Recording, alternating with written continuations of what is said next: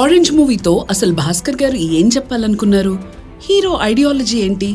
Movie philosophy ఏంటి? అసలు audience కి ఏం అర్థమైందనే దాని గురించి మాట్లాడుకుందాం. తెలుగులో చాలా లవ్ స్టోరీస్ ఉన్నాయి, కానీ what makes orange stand out అంటే ఆ మూవీ ఐడియాలజీ అనే చెప్తారు ఎవరైనా. ఆరెంజ్ మూవీ ఒక అమ్మాయి వెనకాల ఒక అబ్బాయి తిరిగే రొటీన్ లవ్ స్టోరీ అయితే కాదు. అలాంటిదే అయితే జనాలు రిలీజ్ లో ఇంత రచ్చ చేయరు కదా. ఇందులో ఏదో ఉంది.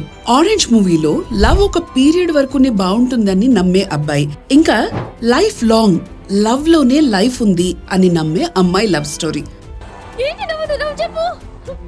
లైఫ్ లాంగ్ నేను ప్రేమించడం నా వల్ల కాదు. ఈ మూవీని రామ్ లైఫ్ ఆర్డర్ లో చూస్తే పాస్ట్ లో రామ్ కూడా ఒక అమ్మాయిని లవ్ చేయాలనుకుంటాడు. అప్పుడు రూబాకి ప్రపోజ్ చేస్తాడు. తనకి లైఫ్ లాంగ్ లవ్ కావాలని. తర్వాత వాళ్ళ ఇద్దరి రిలేషన్షిప్ లో రామ్ కి అర్థమవుతుంది, ఒక రిలేషన్ ని ఎక్కువ కాలం కాపాడాలంటే అబద్ధాలు ఆడాలని రామ్ కి అర్థమవుతుంది. కానీ రామ్ కి అబద్ధాలు నచ్చవు. రైట్ ఆర్ రాంగ్, కానీ నిజంలోనే బ్రతకాలి, నిజాయితీగా బ్రతకాలి అనుకుంటాడు. సో తన మైండ్ సెట్ ని కంప్లీట్ ఆపోజిట్ గా నడుస్తున్న ఎలాంటి రిలేషన్షిప్ లో ఉండలేక ఒక ఇద్దరి మధ్యలో లవ్ కొంతకాలమే బాగుంటుందని బిలీవ్ చేస్తాడు. జీవితాంతం ఇలా హ్యాపీగా ఉంటారు కదా? తెలీదు. ఈవెన్ తన చుట్టూ ఉండే జనాల సిచ్యుయేషన్స్ కూడా తన థియరీయే కరెక్ట్ అని ప్రూవ్ చేస్తూ ఉంటాయి. తన అక్క బావ రిలేషన్షిప్, తన friends and Jaanu friends love stories అన్నీ ఎక్కడా నిజం ఉండదు. అందరూ అబద్ధాలు ఆడుతూనే ఉంటారు. ఇంకోటి నాగుబాబు గారి స్టోరీ. రామ్ వీళ్ళిద్దరిని చూసి అసలు ఎందుకు వీళ్ళు ఇంకా విడిపోకుండా కలిసి ఉన్నారు, అసలు వీళ్ళకి విడిపోవడమే తెలియదని నవ్వుకుంటాడు. బట్ అదే నాగుబాబు ఇలా చెప్పి ఒక ఫ్లవర్ పాట్ కొనుక్కుని వెళ్ళిపోతారు. ప్రేమ ఆరంభంలోనే అద్భుతంగా ఉందంటే ముగింపు ఇంకా అద్భుతంగా ఉండాలి. అప్పుడు అర్థమవుతుంది రామ్కి అసలు వీళ్ళు విడిపోకుండా ఎందుకున్నారు అని. ఆ తర్వాత కారణాలతో మిగిలిపోకూడదు, ఇంకొంచెం ప్రేమిద్దామని ఫిక్స్ అవుతాడు. కానీ లవ్ ఈజీగా ఎందుకుంటుంది? లవ్ లో ఫ్రస్ట్రేషన్, గొడవలు, కోపాలు, అలకలు అన్నీ ఉంటాయి. అట్లనే జాను గ్రఫీతి వదిలేసి పెయింట్ టీచర్ గా జాయిన్ అయిపోమంటే ఫ్రస్ట్రేషన్ లో బ్రేకప్ చెప్పేస్తాడు. ఇది నా కోసం, నా సంతోషం కోసం, ఇది నా కోసం. కానీ లాస్ట్ లో అన్నీ వదిలేసి ఇంకొంచెం ప్రేమించడానికి ట్రై చేస్తుంటాడు. ఈ సినిమాతోటి భాస్కర్ గారు చెప్పాలనుకున్నది ఏంటంటే కలిసి ఉండాలంటే ఇంకొంచెం ప్రేమించాలి అని. కానీ ఆడియన్స్ అందరూ ప్రేమ కొంతకాలమే బాగుంటుందనే పాయింట్కే ఎక్కువగా కనెక్ట్ అయ్యారు. లాస్ట్ కి రామ్ మారి జాను కోసం గ్రఫిటీ వదిలేస్తాడు. ఈ విషయాన్నే మర్చిపోయారు ఆడియన్స్.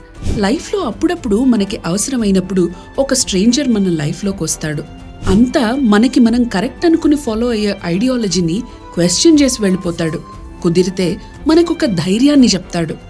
అట్లా నాగుబాబు గారు హీరో ఐడియాలజీని మార్చారు. కానీ అలాంటి రోల్ కి ఒక సబ్ప్లాట్ ఉండుంటే జనాల ఫోకస్ ఉండి కొంచెం ఎక్కువ connect అయ్యేవారేమో.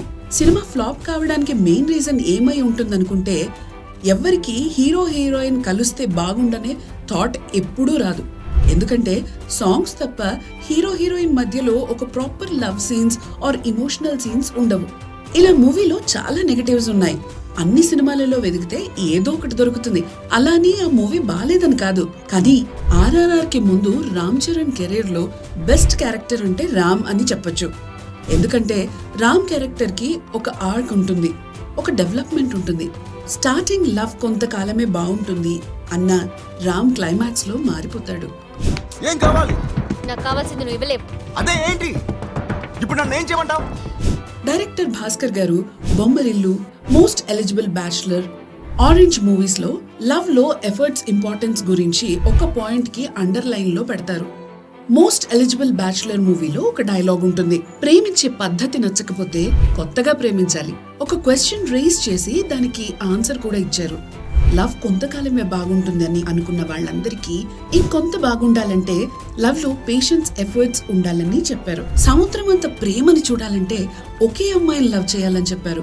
Love is all about understanding, compromise and commitment. Ram Jaanu కోసం గ్రఫిటీ వదిలేసి కాంప్రమైజ్ అవుతాడు. జాను రామ్ కి గ్రఫిటీ మీద ఉన్న ఇష్టాన్ని అర్థం చేసుకుని కంటిన్యూ చేయమంటుంది. ఫైనల్ గా చెప్పాలనుకున్నది ఏంటంటే లవ్ లో అండర్స్టాండింగ్, కాంప్రమైజ్, కమిట్మెంట్ రెండు సైడ్స్ ఉండాలి అండ్ ఇంకొంచెం ప్రేమించాలి.